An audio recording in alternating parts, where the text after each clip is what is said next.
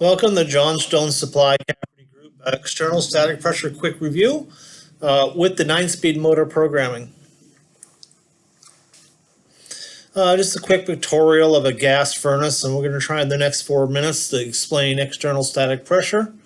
And when we do measure it, it's everything external to the furnace: the filter, the return duct, evaporation coil, the supply ductwork, registers, grills. Any balance dampers we have, basically anything external to the piece of equipment. If it is an air handler, the evaporation coil is part of the equipment. It'll be everything external to the air handler. Digital manometer. This is placed both on the input and the output of the product, and here we see it between the blower and the filter and the unit in the evaporation coil.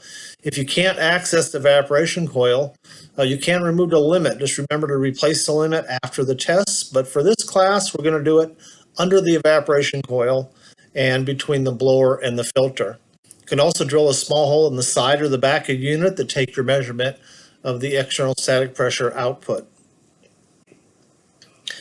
Digital manometer, this happens to show a 0.6 in this case.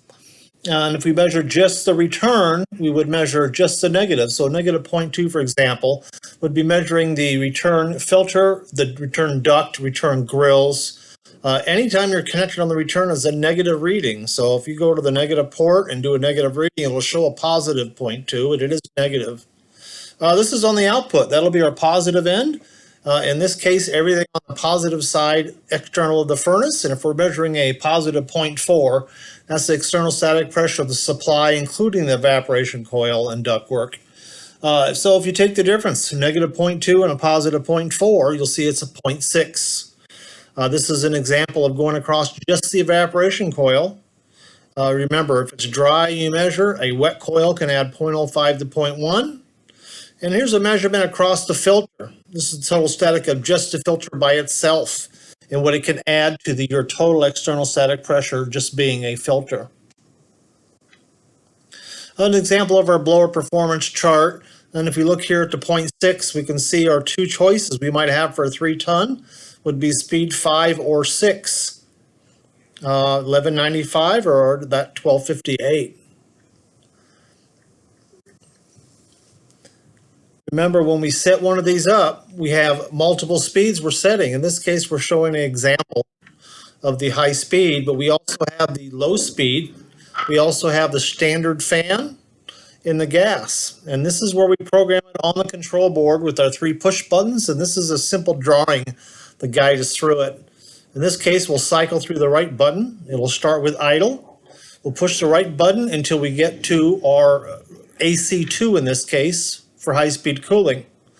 Then we'll push the center button, and then we'll scroll through. Here's F08. Let's say we scroll the F5 and we choose the F5. We'll go back to the center and we'll push it until we get back to the AC2. And at that point, we know it has stored the F05 for the 5-speed for the fan high speed.